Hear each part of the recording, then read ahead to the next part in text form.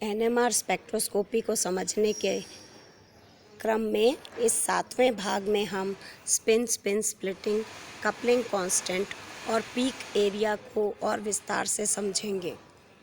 जिस प्रकार हमने देखा n+1 में जो सिंगल पीक है वो स्प्लिट होती है। यदि हम देखें एग्जाम्पल के रूप में, यदि 2 हाइड्रोजन हैं एडजेसेंट कार्बन एटम पर तो वह 3 पीक्स देगा और जो पीक रेशो है वो 1:2:1 में एक ट्रिपलेट प्राप्त होगा। इसी प्रकार अगर पास वाले एटम पर 3 हाइड्रोजन्स प्रेजेंट हैं तो जो सिग्नल है वह 4 पीक्स में स्प्लिट हो जाएगा, जिसका रेशो 1:3:3:1 के रूप में एक क्वाड्रेट प्राप्त होगा। तो कपलिंग कांस्टेंट जो है वो इस स्प्लिटिंग में जो पीक्स होती हैं उनके बीच की दूरी को कहते हैं, यानी the distance between peaks in a multiplet is called constant J और हम उसको रिप्रेजेंट करते हैं हर्ट्ज़ में।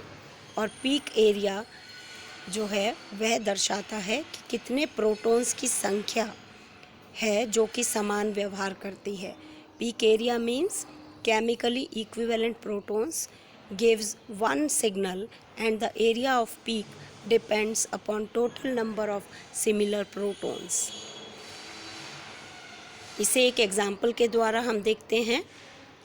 इथाइल एसीटेट का एक एग्जाम्पल हम लेते हैं जिसमें CH3 COO CH2 CH3 एक मॉलिक्यूल है जिसको हम संरचना के रूप में लिखते हैं और फिर हम उसमें कितने प्रकार के सिग्नल प्राप्त होंगे, उसके लिए कितने प्रकार के इक्विवेलेंट प्रोटॉन्स इस संरचना में उपस्थित हैं, उनकी मार्किंग करते हैं। मान लीजिए जो CH3 है उसे हम A से बताते हैं। CO में ऑक्सीजन से जुड़े हुए कार्बन पर जो 2 हाइड्रोजन्स हैं मिथाइलिन के, उन्हें हम B से रिप्रेजेंट करते हैं और लास्ट वाले मिथाइल ग्रुप पर जो 3 हाइड्रोजन हैं जो कि केमिकली इक्विवेलेंट हैं उन्हें हम C से डिनोट करते हैं। और जब हम देखते हैं कि इथाइल एसीटेट का जो स्पेक्ट्रा हमें प्राप्त होता है उसको अध्ययन करते हैं तो हमें जो पहले वाला मिथाइल ग्रुप है उसका एक सिंगलेट प्राप्त होता है, क्योंकि इसके पास वाले जो कार्बन एटम है उस पर किसी भी प्रकार का कोई प्रोटॉन उपस्थित नहीं है।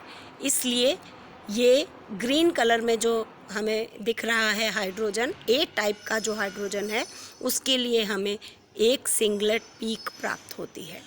इसी प्रकार से CH2 यानी मिथाइलिन के जो 2 प्रोटॉन्स हैं उसके पास वाले जो कार्बन है उस पर 3 हाइड्रोजन्स उपस्थित हैं और वो तीनों आपस में समान हैं। इसलिए उन 3 + 1 यानी 4 हमें पीक्स में स्प्लिटिंग मिलेगी और H जो कि रेड में बताया है हमने, B टाइप का जो H है प्रोटॉन है उसके लिए हमें क्वाड्रेट प्राप्त होता है। तो हम देख सकते हैं इस स्पेक्ट्रा में बिल्कुल साफ साफ जो मिथाइलिन CH2 के जो प्रोटॉन्स हैं उसके लिए हमें क्वाड्रेट मिल रहा है। इसी प्रकार जो C टाइप का मिथाइल ग्रुप लगा हुआ है उसके जो तीनों हाइड्रोजन्स हैं उसके पास वाले कार्बन एटम पर 2 हाइड्रोजन्स उपस्थित हैं, तो 2 + 1 यानी 3।